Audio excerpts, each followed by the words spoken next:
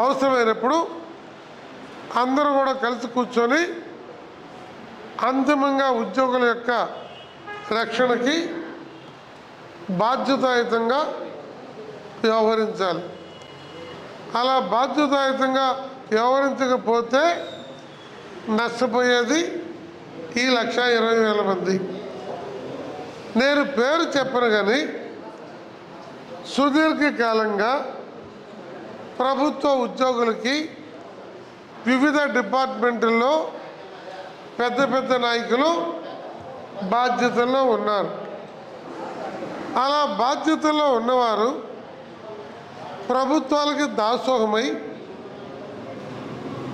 హక్కుల రక్షణకి మీరు బాధ్యత తీసుకోండి అని మీరు రాష్ట్ర నాయకులుగా మీరు ఎంపిక చేసి పంపిస్తే ప్రభుత్వాల దగ్గర కట్టుబానిసల్లాగా నోరు లేని వాళ్ళలాగా కొందరు ఆయా కాలాల్లో పనిచేస్తూ అసలు రక్షణ కవచంగా ఉండాల్సిన వాళ్ళు చేయలేని పరిస్థితికి వెళ్ళారు.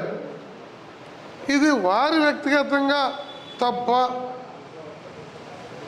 అని అంటే మీరు గమనించాల్సింది నాయకులే కాకుండా ఉద్యోగుల తీరు ఎలా ఉంది అంటే మేము ఇంట్లో పడుకుంటాం, మీకు కావాలంటే 100-500 సబ్స్క్రిప్షన్ ఇస్తాం,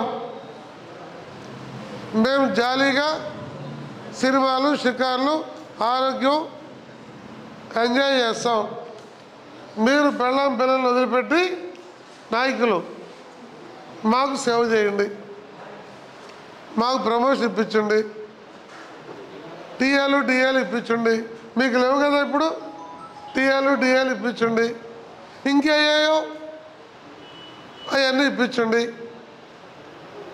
అని అడుగుతారు. ఎలా వస్తాయి?